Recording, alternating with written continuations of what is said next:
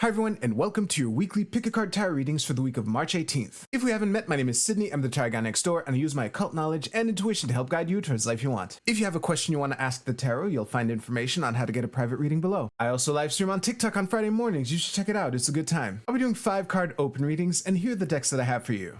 We have the Light Seers Tarot with Sunstone, the Tarot de Marseille with Lapis Lazuli, and the Universal Rider-Waite-Smith with Tourmaline. We also have 4 different oracle cards to choose from 4 different decks.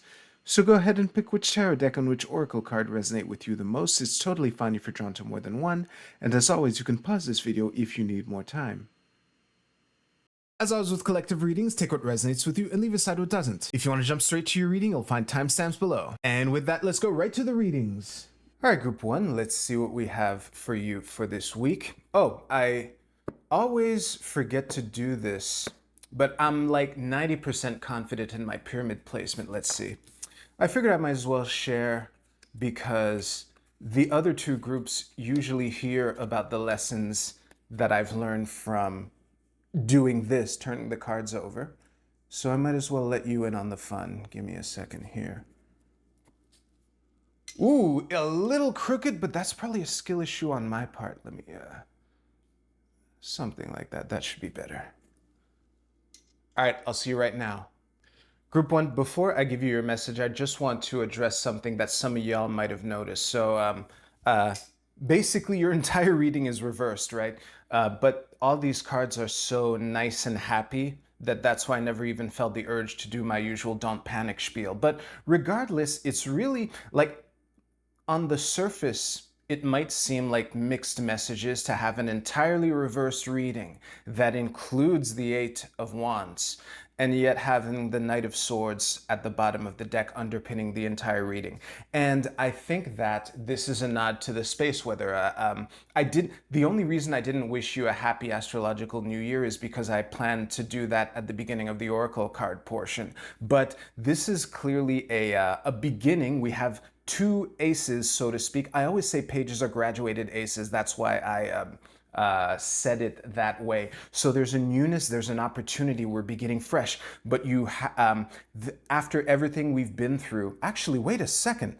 I just now noticed that we have the 8 and 9 of Wands. So I'll finish my sentence anyway. Like, after everything we've been through, we're ready to take it to the next level and like step on the gas. However, there could be a progression here for some of you, that it is through the speed that you gain the strength because 9 comes after 8. But this doesn't invalidate what I was going to say anyway. There is a clear theme of busting out of the gate, going strong into the new Astro year.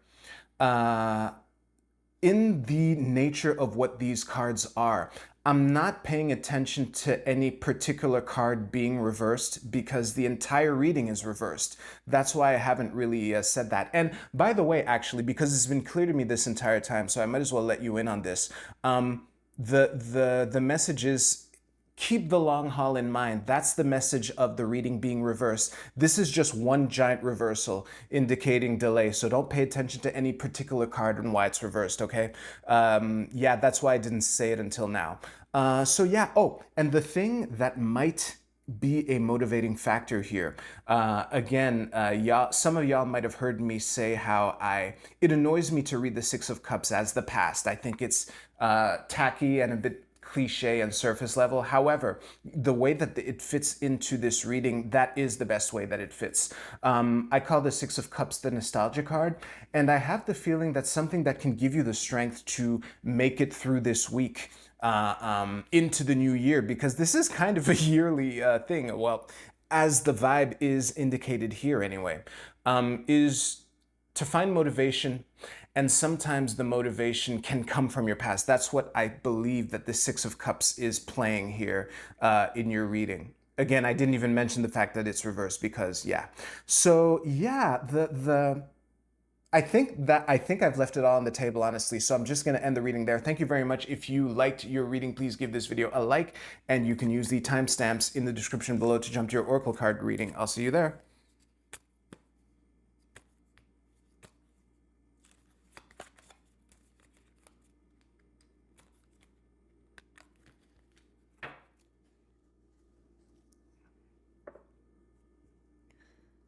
All right, group 2, you should know the nameless trump number 13 flipped over while I was shuffling for you. It might mean something, it might not. Based off of group 1, I know that I've placed the pyramid correctly. But also based on group 1, you might still be a bit crooked. Let's see here. 2 kings and wow. Honestly, I'm liking the vibe of this, but I'll see right now once I've absorbed this.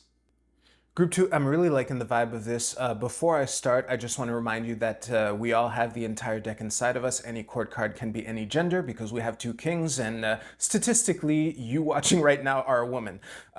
So yeah, the vibe of this is one of blasting through a new cycle, obviously with the judgment here at the bottom of the deck. And what I really like is the implied mastery of both kings. However, and this was part of what I was going to comment on before pausing to stare at these cards. These kings are masters in their domains, but these ain't no pentacles or wands. And the king of swords is absent here, you know? So it is still an unfamiliarity, an adaptation. Yeah, actually, that's a good theme for this. It is breaking through to begin a new cycle and still and being invited to adapt your expertise to something new. That is such a succinct way to sum up the reading. I almost feel like stopping there, but there's one card that I haven't mentioned yet, which is the sun here. The message of the sun, it's an interesting warning. Basically, all work and no play makes Jack a dull boy. I'm nodding to the fact that both of these kings are looking away from the sun. They're looking towards the, you know, the final sword, the blast fanfare of, you know, either a beginning or ending or kind of both. This is the new year astrologically and all that. So just remember to not put too much pressure on yourself. Just because these aren't wands that you're dealing with, it doesn't mean that you're incapable. So have fun. You know, give yourself the looseness that you need. And obviously, same message for the King of Coins here. So actually, that does wrap it up. So thank you very much for watching. If you liked your reading, please give this video a like, and you can use the timestamps in the description below to jump to your Oracle card reading. I'll see you there.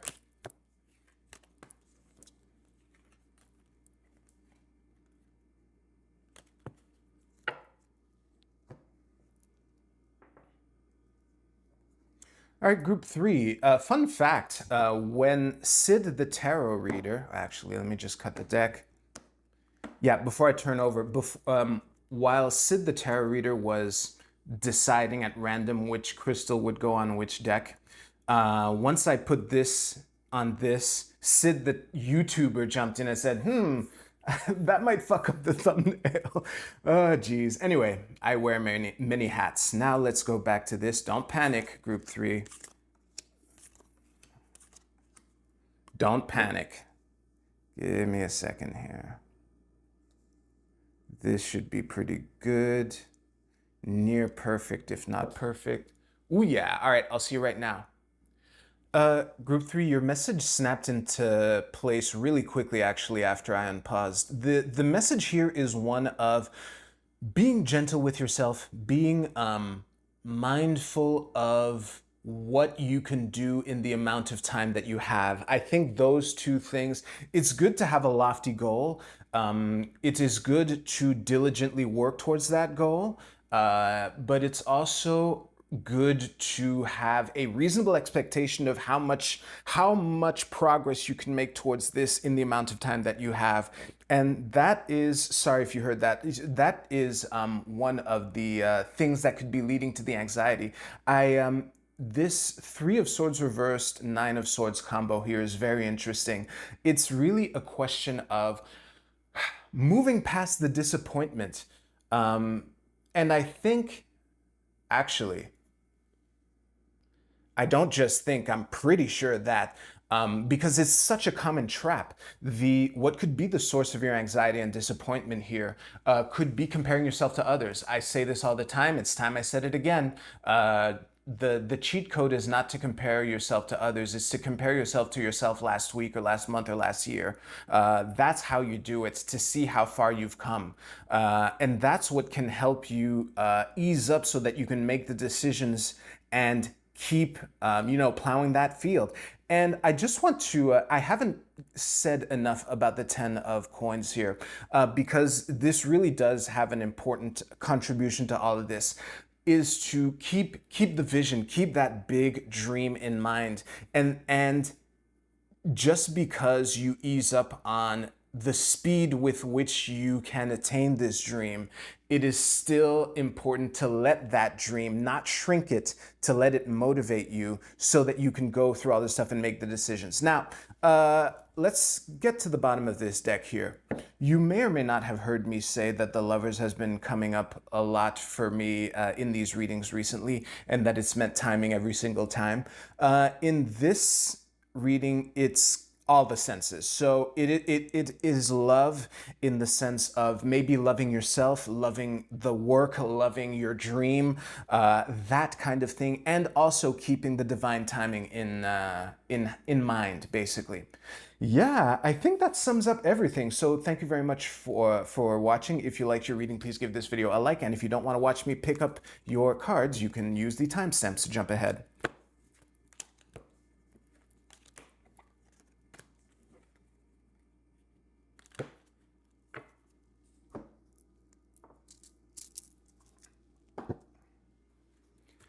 All right, happy astrological new year if I didn't tell you during your tarot reading. And actually, let me, I just drove editor Sid crazy just now. All right, group A, whoops, your card is Oppression. This is I Ching hexagram number 47. Don't panic. And the keywords are restriction, exhaustion, depression, depleted resources, feeling cut off, punishment, confinement. Give me a moment. Group A, it's funny, the encouragement of this card was staring me right in the face, which is the glowing thing that this lady is holding in her hand. And what I would advise you to keep in mind this week is to really keep in mind the difference between the things that you can control and the things that you cannot. And I think that whenever things that are outside of your control happen that make you angry, it's okay to be angry. However, it's not in your control. So to focus on what you can control is the generally better response to that. And I'll remind you of the question, now what? If you focus on what you can do, that's what can give you that drive to deal with the obstacles. And the funny thing is, I just want to say this: A, this is a weekly reading, and B, the tarot readings I gave, none of them were discouraging. So just keep that in mind also. All right, Group B, your card is last quarter moon in Aquarius. Reflect on your priorities. Well, that's pretty simple. Give me a second. Sorry, my sky math is a bit rusty. So if the last quarter moon is in Aqua, that means the sun is in Taurus. So yeah, that does make sense. Honestly, and this is part of why I love this deck so much, the message here, reflect on your priorities, fits in so well to all three readings that it's really difficult for me to add anything. So I'm not going to. Group C, your card is the 8th house, the house of mystery. This is very interesting. I think that the message in this card is to let your curiosity guide you. There's something wondrous about mystery. And given the tarot readings that I gave, when things happen, you could either get angry about them or you can get curious about them, you know? I don't know why I chose anger as the first choice, but whatever. The message is the same. Just let your curiosity turn adversity into mystery. Ooh, that was a mic drop. All right, Group D, your card is practicality. This is the moon in Capricorn. Let me stare at this for a moment.